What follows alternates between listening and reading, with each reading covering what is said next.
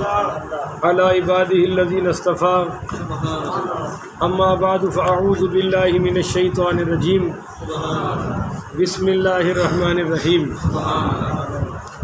معزز محتشم سامعین حضرات، 20 اگست بروز جمعۃ المبارک 2021 کا یہ درس انشاءاللہ واقعہ کربلا پر مشتمل ہے۔ یہ واقعہ کربلا کی دوسری قسط پیش کر رہا ہوں۔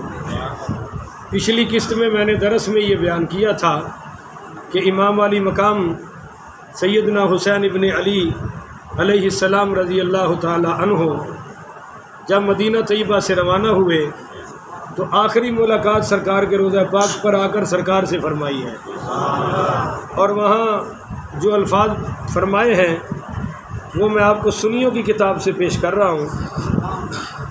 آپ اپنے نانا پاک کے روضہ پاک پر عرض کرتے ہیں یا سیدی یا رسول اللہ۔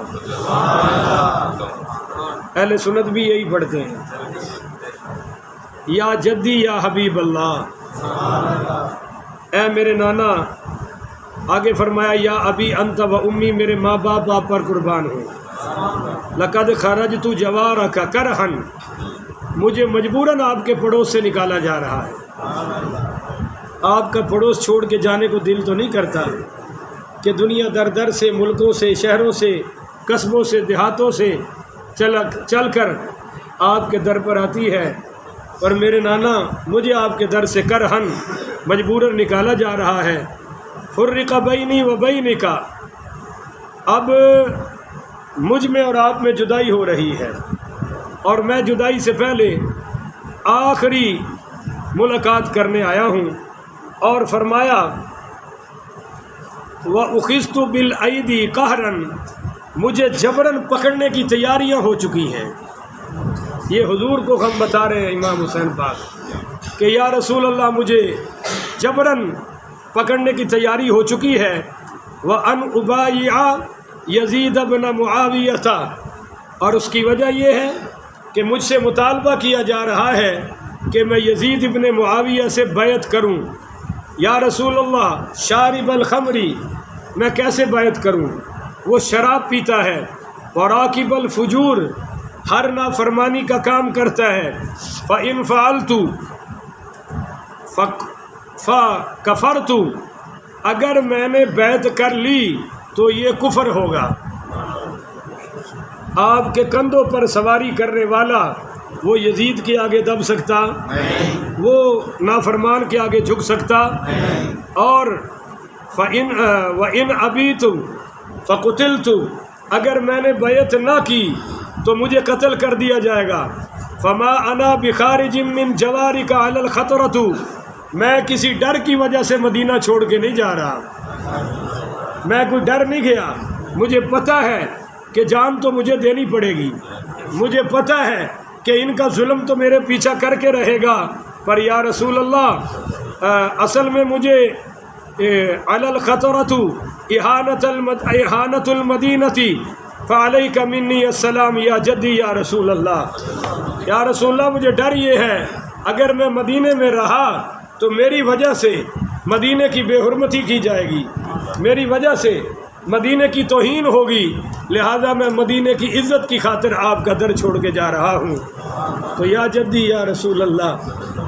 میں نے ایک اور روایت میں پڑھا ہے کہ امام علی مقام دور تک مڑ مڑ کے پیچھے سرکار کا روضہ دیکھتے تھے، کیونکہ پتہ تھا کہ یہ آخری سلام ہے، پتہ تھا کہ یہ آخری ملاقات ہے۔ اب دوبارہ نہ تو میں نانے کے شہر میں آ سکتا ہوں، نہ نانے کے مزار پہ آ سکتا ہوں۔ بہرحال امام علی مقام چل پڑے، ساری منازل طے کر کے جب آپ کو مکہ نظر آیا تو آپ نے قرآن کی یہ آیت پڑھی فخرج منہا خائفا یترقب قال نجنی من القوم الظالمین، یعنی آپ موسیٰ علیہ السلام وہاں سے نکل کے ڈرتے ہوئے اس انتظار میں کہ اب کیا ہوتا ہے، عرض کیا میرا رب بچا لے مجھے ظالم لوگوں سے۔ یہ موسیٰ علیہ السلام کی دعا حضرت حسین علیہ السلام نے بھی پڑھی ہے۔ یہ حضرت موسیٰ نے کب پڑھی؟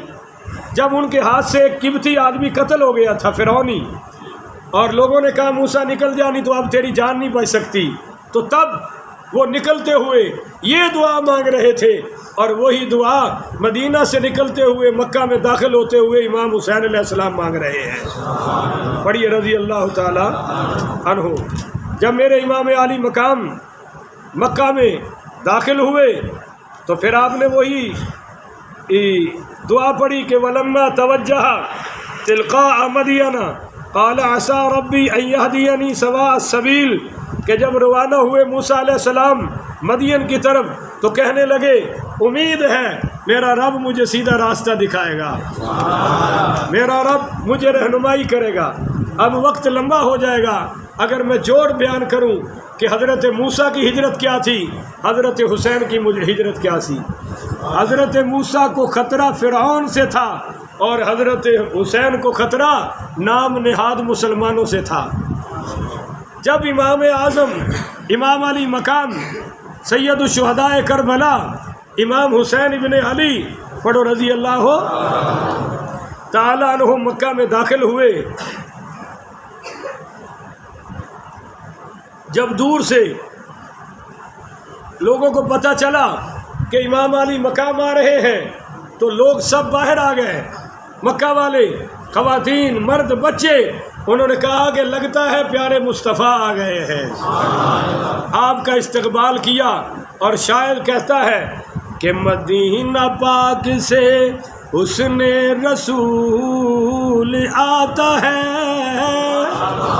ہاں جی، مدینہ پاک سے حسن رسول آتا ہے، امن کے شہر میں ابن بطول آتا ہے، ہمارے دل کے چمن میں بہار آئے گی۔ آپ کے دل کو آئی ہے تو کہہ دو نا سبحان اللہ۔ ہمارے دل کے چمن میں بہار آئے گی، وہ دیکھو گلشن حیدر کا پھول آتا ہے۔ آج لوگ دور دراز سے امام علی مقام کی زیارت کرتے ہوئے مکہ میں آ رہے ہیں۔ جب امام حسین رضی اللہ تعالیٰ عنہ مکہ میں داخل ہوئے تو شعبان کی 3 تاریخ تھی اور 60 ہجری اور 9 مئی 680 عیسوی کا یہ سن تھا، جو ہمارے ہاں اب 2021 ہو چکا ہے۔ بروز جمعرات امام علی مقام مکہ میں داخل ہوئے اور شعب ابی طالب میں جا کے قیام فرمایا۔ یہ وہی مقام ہے جہاں 3 سال سرکار بھی قید کی حالت میں رہ چکے ہیں۔ یہاں رہ کر آپ نے اپنے نانے کے صبر کو سیکھا، یہاں رہ کر ان کی استقامت کو سیکھا، بھوک کا سبق سیکھا، پیاس کا سبق سیکھا، کیونکہ حضور بھی یہاں بھوکے پیاسے رہے تھے، حسین بھی یہاں بھوکے اور پیاسے رہے، تاکہ پتہ چلے کہ حضرت حسین اپنے نانا کی ہر ادا سے وفا کرنے جا رہا ہے۔